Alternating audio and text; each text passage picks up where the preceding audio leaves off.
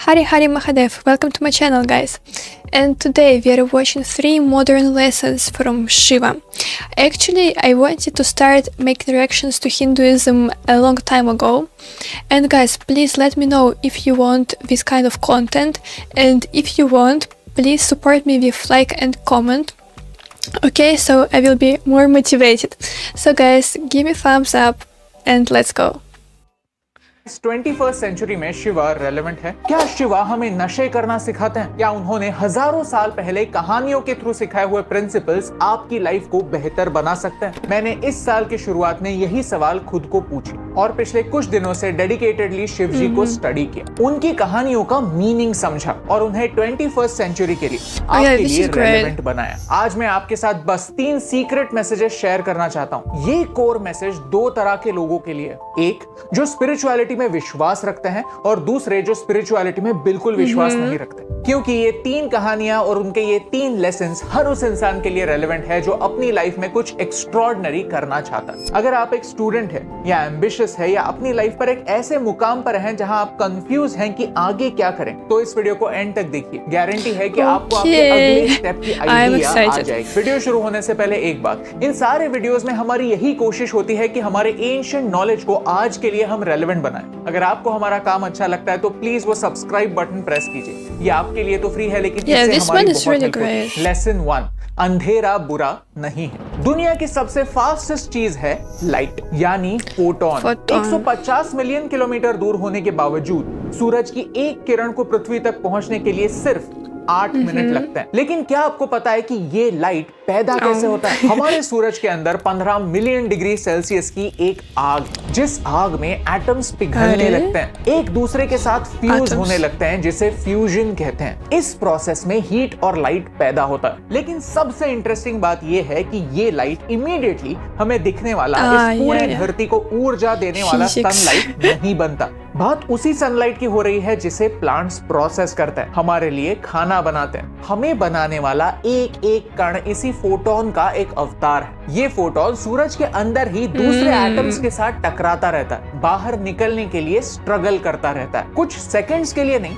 50,000 सालों के लिए। अगर ये फोटोन 49,999 ईयर्स पर स्ट्रगल करना छोड़ देता तो आज ये पूरी दुनिया नहीं होती, सिर्फ अंधेरा होता। यही फोटोन जब सूरज के बाहर निकलता है तो 3 लाख किलोमीटर प्रति सेकंड की रफ्तार से आगे बढ़ता है, अनस्टॉपेबल बन जाता है, पूरे यूनिवर्स को इल्यूमिनेट करता है। यानी आज जो आप बाहर रोशनी देख रहे हैं वो तब पैदा हुई थी जब हम इंसानों ने फार्मिंग सीखा भी नहीं था। तब से अब तक ये लाइट स्ट्रगल करके ही आप तक पहुंचा है। स्ट्रगल यूनिवर्स का नियम है। हर ग्रेट चीज एक स्ट्रगल के बाद ही हासिल हो सकती है, और ये बात हमें शिवजी सिखा। कनेक्शन क्या है? देव और असुर दोनों अमृत की तलाश में थे और समुद्र मंथन करने चले थे। उन्हें एक से बढ़कर एक चमत्कारिक चीजें तो मिली, लेकिन साथ ही साथ हलाहल नाम का एक पॉइजन भी मिला। ये विष पूरी दुनिया को खा जाता अगर शिवजी ना होते तो। शिवजी ने ये डार्कनेस खुद में समा ली और हमें प्रोटेक्ट किया। हलाहल का दूसरा नाम है कालकूटम,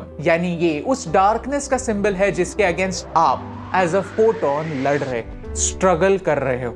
और शिव जी वो गारंटी है कि आज नहीं तो कल आप उस डार्कनेस के अंधेरे से बाहर निकलने वाले। बस ये मत भूलो कि आप लाइट के अवतार हो। अंधेरे से बाहर निकलने के लिए ये समझना जरूरी होता है कि अंधेरा उजाले का ऑपोजिट नहीं होता, अंधेरा उजाले का बस एब्सेंस होता। Lesson number 2, don't be nice. हमारी जनरेशन की एक खास बात है कि हमें बहुत गुस्सा आता है। फिर वो गुस्सा किसी भी बात का हो सकता है। गुस्सा अपने हालातों पर हो सकता है, गुस्सा किसी और इंसान के ऊपर हो सकता है, गुस्सा अपने आप पर भी हो सकता है। और हमें बचपन से यही सिखाया जाता है कि गुस्सा मत करो, अपने इमोशंस को कंट्रोल करो, हमेशा अपने चेहरे पर एक स्माइल बनाए रखो, जस्ट बी नाइस। ये बेकार एडवाइस है, क्योंकि अगर गुस्सा एक्सप्रेस नहीं हुआ तो उसका क्या होता है? वो कहां जाता है? वो गुस्सा आपको अंदर ही अंदर खाता रहता है। हर कोई हमें सिखाता है कि गुस्सा एक बुरी चीज है, लेकिन ये सरासर झूठ है। प्रॉब्लम ये नहीं कि हमें गुस्सा आता है, प्रॉब्लम ये है कि हमें गुस्से का इस्तेमाल करना नहीं आता। गुस्सा एक तलवार है, और अगर उस तलवार को हमने गलत डायरेक्शन में पकड़ा तो हमारा ही हाथ कट जाएगा। लेकिन अगर उस गुस्से का इस्तेमाल हमने सही तरह से किया तो वो हमारी ताकत बन जाता है। डेविड गॉगिंस को लोग वर्ल्ड्स टफेस्ट मैन कहते हैं। उन्होंने 4000 पुलअप्स करने का वर्ल्ड रिकॉर्ड बनाया है, 60 अल्ट्रा मैराथन्स कंप्लीट किए। यूएस मिलिट्री के 3 कोर्सेज खत्म करने वाले वो इकलौते इंसान हैं। लेकिन वो पहले कुछ ऐसे दिखते थे, 140 किलो के हुआ करते थे, और आज वो कुछ ऐसे दिखता है। जब वो यूएस नेवी ज्वाइन करना चाहते थे तो उन पर उनके ट्रेनिंग ऑफिसर हंसे। उन्होंने कहा, जब तक 84 केजीज के ना हो जाओ मुझे अपनी शक्ल भी मत दिखा, पहले 50 किलो वजन कम करो, फिर देखते हैं क्या होता है। उन्होंने ये चैलेंज एक्सेप्ट किया और अपनी हद को पार किया। What do you think? अगर उन्हें उस ट्रेनर की बात पर गुस्सा आया होता तो क्या वो वर्ल्ड्स टफेस्ट मैन बन पाते? वेदों में शिवा को रुद्र कहा गया है, यानी गॉड ऑफ एंगर। यानी महादेव को भी गुस्सा आता है और आप और मुझ जैसे आम इंसान को भी गुस्सा आता है, लेकिन महादेव अपने तांडव से पूरी दुनिया का विनाश करने की ताकत रखते हैं और हम अपने ही गुस्से की वजह से अंदर ही अंदर घुटते जाते हैं। Rudra is not just anger, it's constructive anger. Anger has the power to change but only if you can channel it. Rudra यानी शिवा हमें सिखाते हैं कि अगर हमारे लाइफ में हमें कुछ अचीव करना है तो सही डायरेक्शन में अपने गुस्से को चैनलाइज करना जरूरी होता है। अपने गुस्से को दबाना नहीं, उसे यूज करना सीखो। ओके, मस्त एडवाइस है, लेकिन करना क्या है? कुछ नहीं, बस अपने ब्रीदिंग पैटर्न को ऑब्जर्व करो। जब हमें गुस्सा आता है तो हमारा ब्रीदिंग पैटर्न चेंज हो जाता है, हम फास्ट और हैवी ब्रीदिंग करने लगते हैं। लेकिन अगर हम ब्रीदिंग को कंट्रोल कर पाए तो हम हमारे एंगर को भी फोकस कर सकते हैं। इमीडिएट रिएक्शन देना छोड़कर एक स्टेप पीछे लेकर पॉइंट को समझ सकता है, लाइफ को इंप्रूव कर सकता है। Lesson 3, be a failure. हम इंस्टाग्राम की दुनिया में रहते हैं जहां खुश होने का एक ही डेफिनेशन है, अपनी लाइफ को दूसरों के डेफिनेशन से जियो, एक सेट पाथ फॉलो करो, क्योंकि सक्सेस की एक टाइमलाइन होती है। अगर आप 21 की उम्र में ग्रेजुएट नहीं हुए तो आप एक फेलियर हो। अगर आपकी 35 तक शादी नहीं हुई तो आप एक फेलियर हो। अगर आपको बच्चा नहीं है तो आप एक फेलियर हो। अगर आप गाड़ी से नहीं ट्रेन से ट्रैवल करते हो तो आप एक फेलियर हो। ये फेलियर की डेफिनेशन किस किताब में लिखी है पता नहीं, लेकिन बचपन से हमें पढ़ाई जरूर जाती है। दूसरों के एक्सपेक्टेशंस हमारी खुशियों को डिक्टेट करने लगती हैं और फिर हम सोचते हैं कि मैं खुश क्यों नहीं हूं। मुझे आपसे एक सवाल पूछना है, do you know why you are not happy? Because you don't know what it is to be happy. एक सेकंड वीडियो पॉज कीजिए और सोचिए कि क्या आपने सोचा है कि आपके लिए हैप्पीनेस क्या है? दुनिया की डेफिनेशन के बारे में नहीं, अपनी पर्सनल डेफिनेशन के बारे में सोचो। क्या आपके पास ऐसी कोई डेफिनेशन है? नहीं ना, दैट्स द प्रॉब्लम। आज हमें पता ही नहीं है कि कौन सी बातें हमें खुश करती हैं और कौन सी नहीं। हम लोगों के एक्सपेक्टेशन के नॉइज में इतने खो गए हैं कि खुद के अंदर की आवाज सुनना ही भूल गए। भगवान शिव को हम आदि योगी कहते हैं, एक ऐसा इंसान जो पर्वतों में सालों के लिए अकेले बैठता है, तपश्चर्या करता है, जिसके पास खुद का ऐसे कुछ भी नहीं। तो आज की डेफिनेशन से शिवजी तो फेलियर है, राइट? शिवजी हमें सिखाते हैं दैट इट डजंट मैटर कि सोसाइटी आपको फेलियर मानती है या नहीं, जब तक आप अपने आप के नजर में गिरते नहीं हो तब तक आप हारते नहीं। ओके, तो हम क्या कर सकते हैं? एक्चुअली शिवा हमें इस मटेरियल वर्ल्ड से डिस्कनेक्ट होना सिखाता है, और ये कैसे होगा?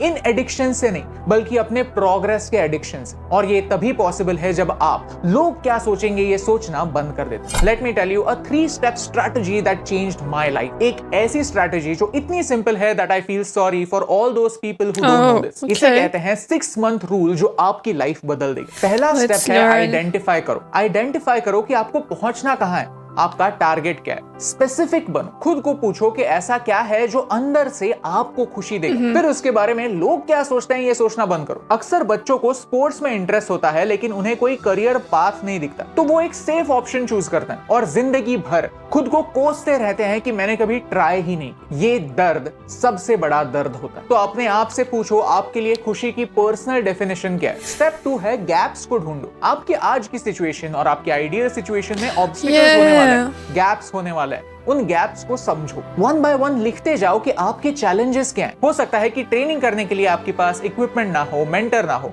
इन सारी चीजों को आइडेंटिफाई करो। ये एक्सेप्ट करो कि anything worth having will not come for easy. जब आप ये समझोगे कि किन तरह के चैलेंजेस आपके सामने आएंगे तो आप उन चैलेंजेस के लिए प्रिपेयर कर पाओगे और फिर कोई भी चैलेंज आपको सरप्राइज नहीं कर पाएगा। Step 3, copy paste. आपका माउंट एवरेस्ट, आपका चैलेंज, आपका टारगेट कितना भी स्पेशल क्यों ना हो, इतना स्पेशल नहीं है कि आज तक किसी ने भी अचीव नहीं किया है। आपके जैसे ही किसी ना किसी ने तो ये जर्नी की होगी। अगर आपको एक्टर बनना है और आपके इंडस्ट्री में कोई कॉन्टैक्ट्स नहीं है तो उन लोगों को स्टडी करना स्टार्ट करो जिन लोगों ने बिना किसी कॉन्टैक्ट के अपना नाम बनाया। उनकी बायोग्राफीज पढ़ो, उनके इंटरव्यूज सुनो। सिर्फ उनकी एक्टिंग को नहीं, उनके एक्टर बनने की जर्नी को समझो और उन्होंने जो किया उन स्टेप्स को फॉलो करने की कोशिश करो। करो, रिजल्ट आपके सामने होंगे। शिवा एक सिंबल है, सेल्फ डिस्कवरी का सिंबल, इनर पीस का सिंबल, खुद को री इन्वेंट करने का symbol.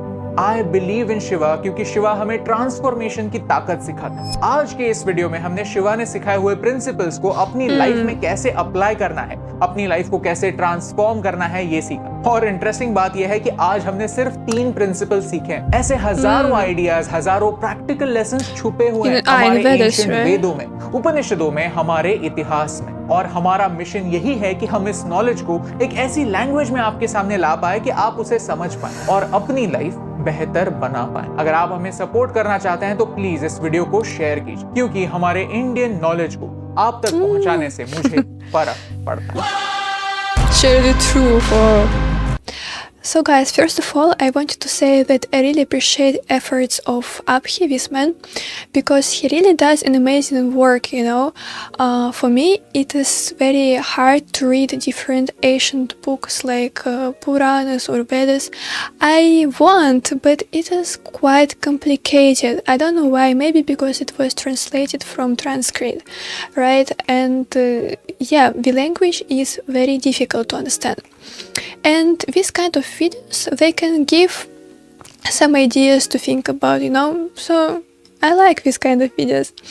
So, and also I want to say about the lessons. Most of all, I liked the second lesson about the anger, because, you know, this is even a scientific thing.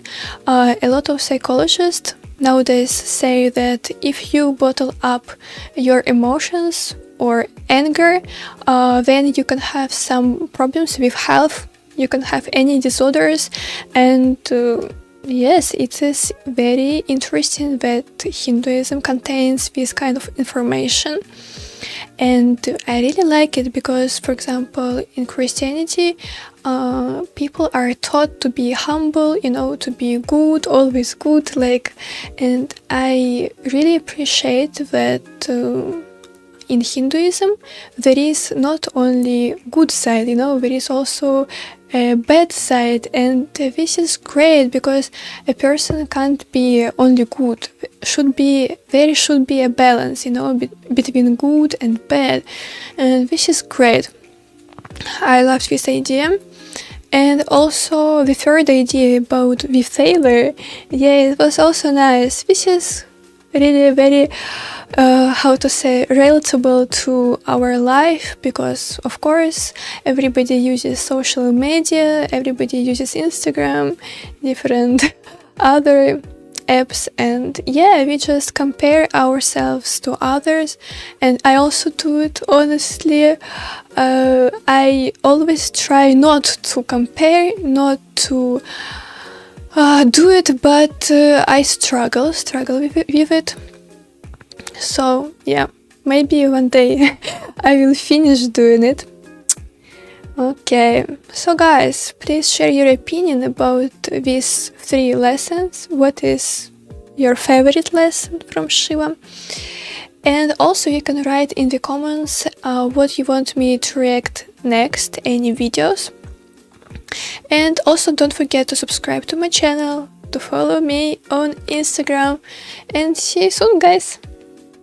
Bye bye.